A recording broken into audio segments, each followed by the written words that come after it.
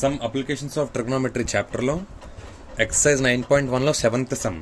Okay, from my point on the ground, ఒక point తీసుకున్నాం ground నుండి, దాన్ని ఏ అనుకోండి.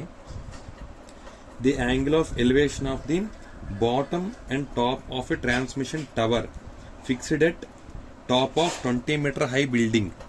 ఒక బిల్డింగ్ బీసీ అనే బిల్డింగ్ అనుకోండి, దీని మేంచి ఒక టవర్ పెట్టారు. సిడి ఒక టవర్ అనమాట, ఇది టవర్, ఇది బిల్డింగ్.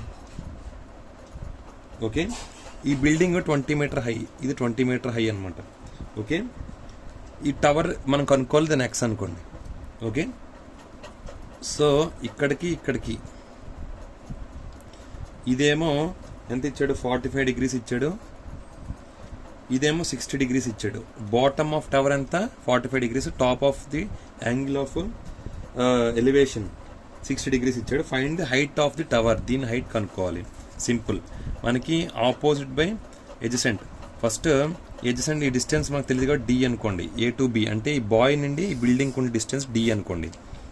అప్పుడు మనకి tan 45 ఈక్వల్ టు, ఇక్కడ 45 degrees తీసుకుంటే ఆపోజిట్ బై ఎడ్జసెంట్, ఆపోజిట్ అంటే 20, height of the building 20 by d. tan 45 అంటే 1 equal to 20 by d, d equal to 20 meters.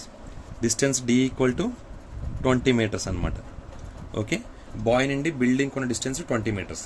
ఇప్పుడు సేమ్ అలాగే నెక్స్ట్ ఏంటి, సేమ్ అలాగే tan 60 equal to opposite by hypotenuse. Opposite ఎంత, 20 + x కదా, 20 + x by hypotenuse ఎంత d, sorry opposite by adjacent ఎంత d, 20.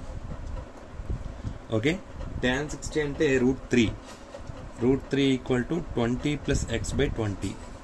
Okay, ఇది అటు పంపించేస్తే 20 + x equal to 20 √3.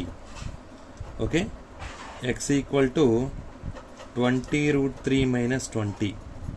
x equal to 20 common తీస్తే √3 - 1. ఓకే, ఇక్కడ రాసేస్తున్నాను చూడండి, మిగిలింది x equal to 20 √3 - 1. Okay, so x equal to 20 × √3 అంటే 1.7 - 1 అంటే 20 × 0.7. 20 × 0.7 అంటే అప్రాక్సిమేట్గా 14 meters వస్తుంది. సో టవర్ హైట్ ఎంత, 14 meters. Thank you. So please try to subscribe my channel.